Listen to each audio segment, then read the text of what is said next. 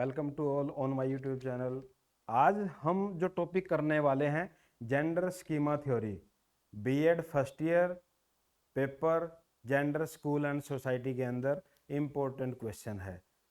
आज इसमें हम देखेंगे भाई एक जेंडर स्कीमा थ्योरी है वो क्या कहता है, क्या बताता है।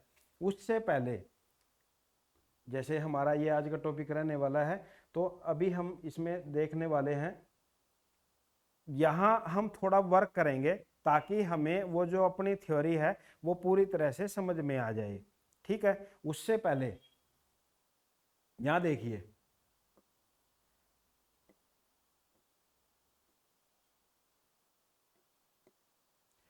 यहाँ स्कीमा क्या है, जेंडर स्कीमा क्या है, जेंडर स्कीमा थ्योरी क्या है। अब ये चीजें कब समझ में आएंगी, जब हम थोड़ा इसके ऊपर वर्क कर लें। और वर्क क्या है वो अभी देखते हैं।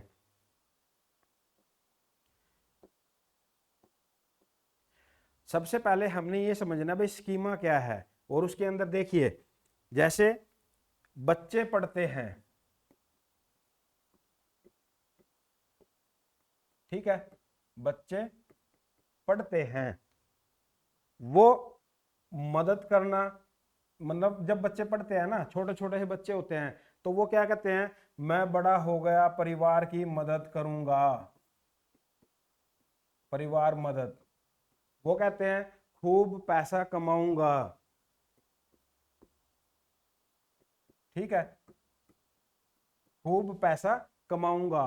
फिर वो किसी को अगर असहाय देख लेता है, किसी को दुखी देख लेता है, वो कहेगा सबकी सहायता करूंगा।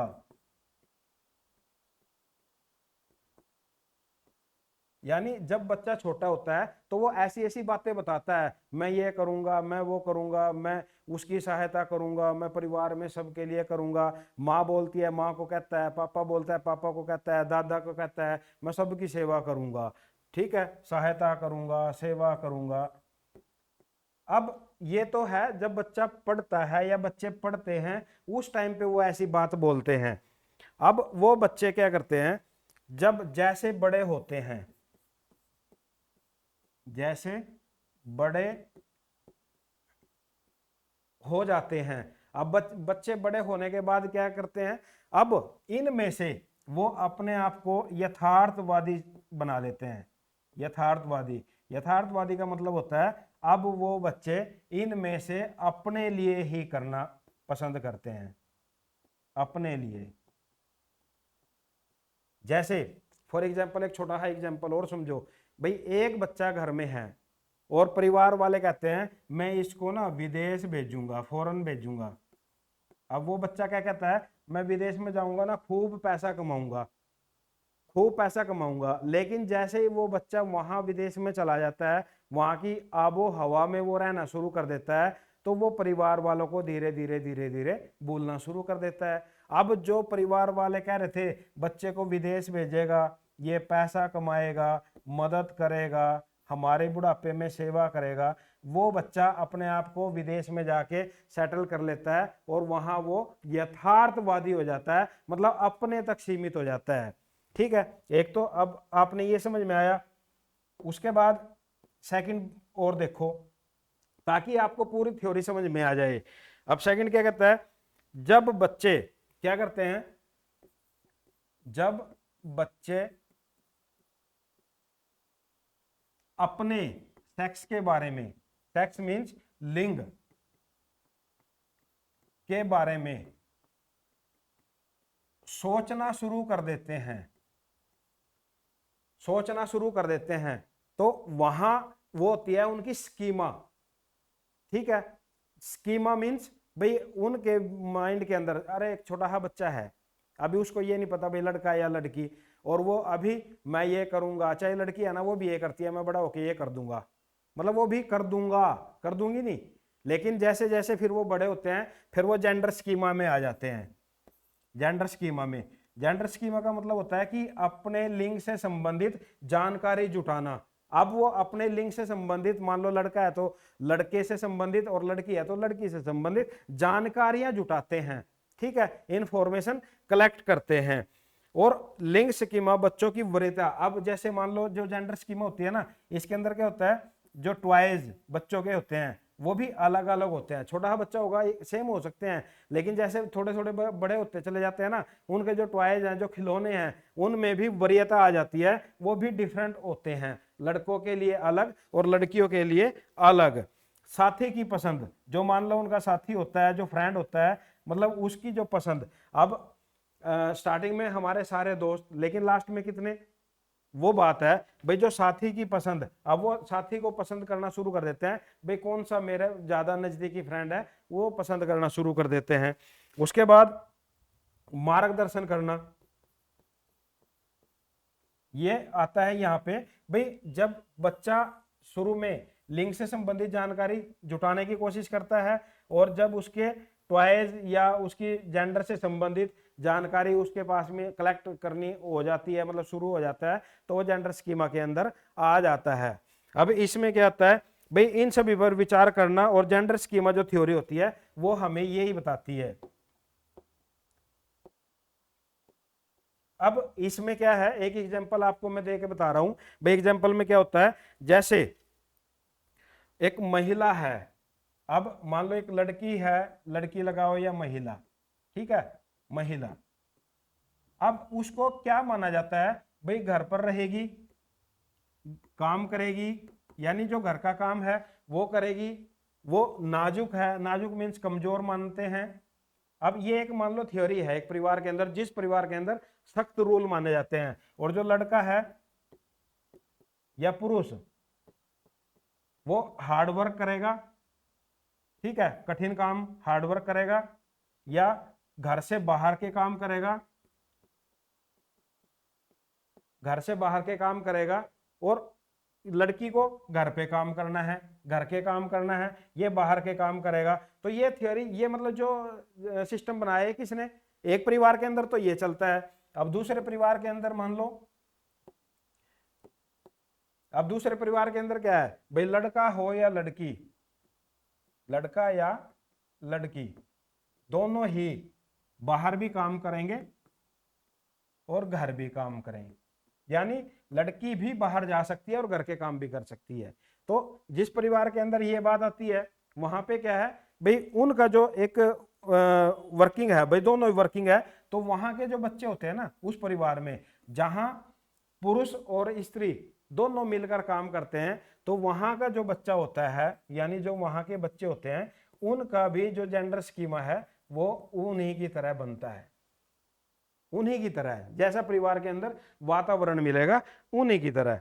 अब मान लो जैसे एक पुरुष है,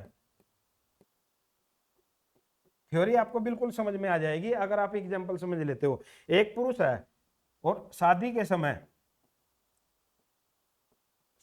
समय मान लो वो रोता है। अब आप उसको क्या कहोगे, अगर वो रोता है आप उसका मजाक उड़ाओगे। तो यानी आपके दिमाग के अंदर जो जेंडर से संबंधित स्कीमा बना हुआ है ना, वो इस तरह का बना हुआ है कि भाई शादी के समय लड़के को नहीं रोना, लेकिन अगर लड़की रोती है, वो भावुकता है, उसकी जो स्कीमा आपने पहले से बना रखी है अपने माइंड के अंदर, वो उस तरह की बना रखी है। तो ये एग्जाम्पल से आप समझ रहे होंगे, यानी जो लड़का है या लड़की है उसका जो स्कीमा है हमारे माइंड के अंदर किस तरीके से बना हुआ है। अब नेक्स्ट पे चलते हैं, अपना जो क्वेश्चन है,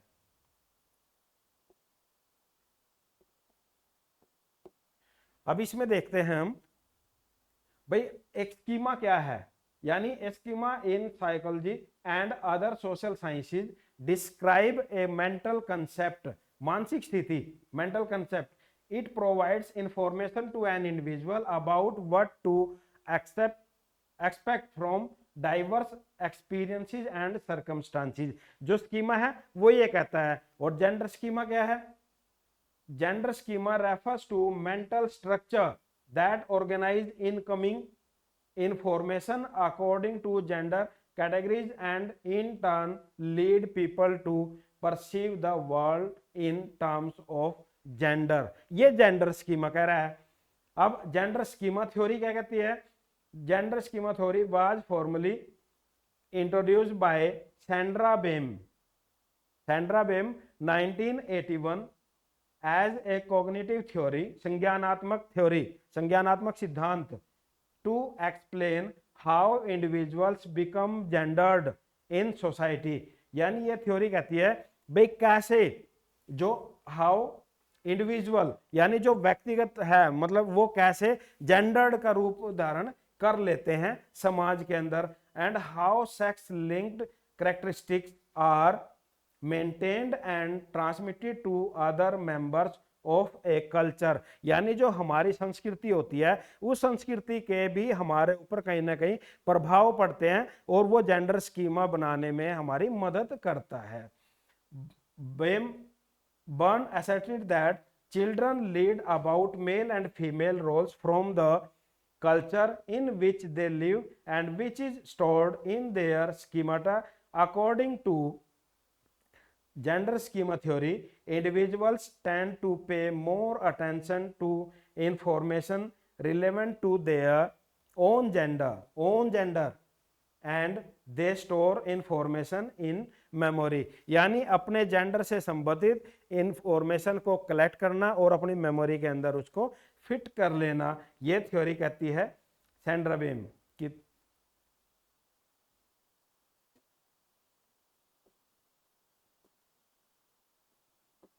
next, characteristics of gender schema theory.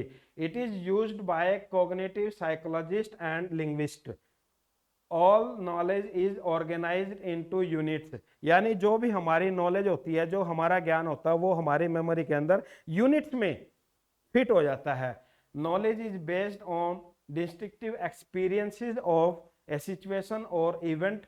The theory strives to explain how knowledge is created and used by learners. Everyone's schemata are individualized. Knowledge structures are pliant and expandable. Existing knowledge structures are constantly changing. यानी जो हमारे structure होता है knowledge का वो मतलब change भी होता रहता है। ये हमारी विशेषताएं थी, characteristics. Next,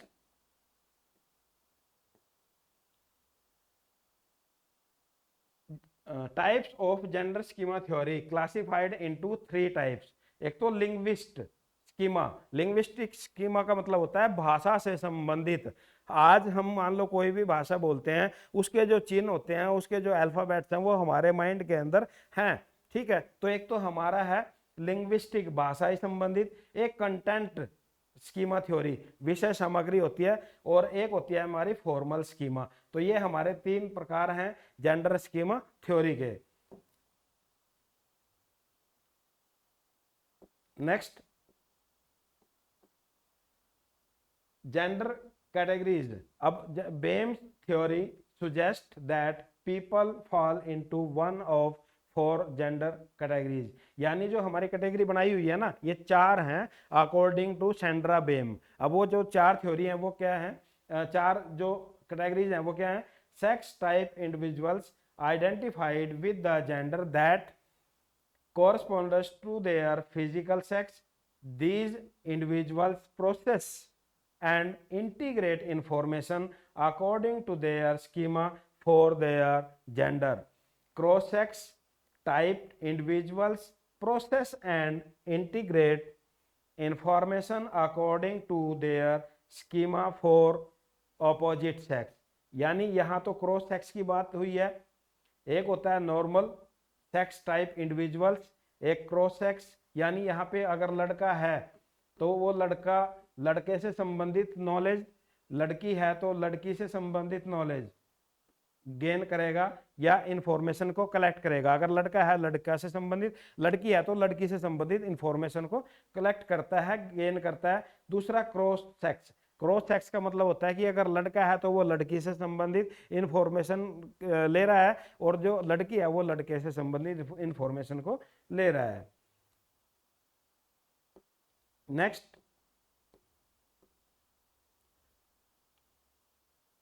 androgynous individuals process and integrate information based on their schema for both genders।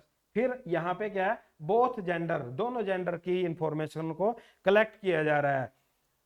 Undifferentiated individuals have difficulty processing information based on any gender schema. Undifferentiated individuals have difficulty. अब इस तरह का जो होता है बच्चा, वो डिफिकल्टी महसूस करता है जेंडर से रिलेटेड इंफॉर्मेशन को कलेक्ट करने के लिए। तो ये 4 इसने कैटेगरी बताई है सैंड्रा बेब ने।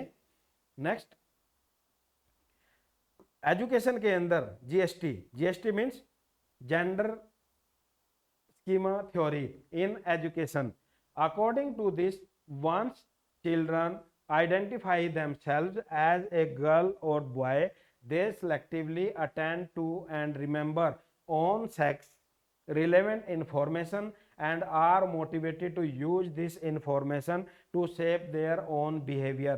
यानी चाहे लड़का हो या लड़की, वो अपनी से संबंधित इंफॉर्मेशन को कलेक्ट करता है, सेलेक्टिवली अटेंड एंड रिमेंबर, उसको मतलब अपनी मेमोरी के अंदर, एंड ऑन सेक्स, सेक्स से संबंधित relevant information, and are motivated to use this information, और जो इंफॉर्मेशन उसको मिलती है उससे वो क्या करता है, शेप देयर ओन बिहेवियर, अपने व्यवहार को उसके अकॉर्डिंग फिर डालने का काम करता है।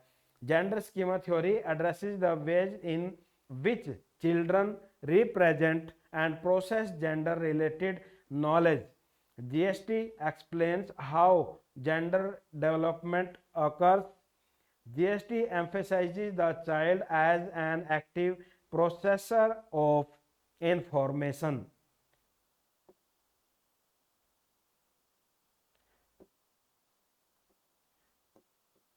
Next, gender schema theory indicates what information in the environment is most relevant to the self and therefore worthy of attention। GST enhance understanding of the child। Occupational choices and aspiration typically change across development as youth gain in increasing sense of self and gendered expectations। They seem to recognize that sacrifices and compromises must be made in careers।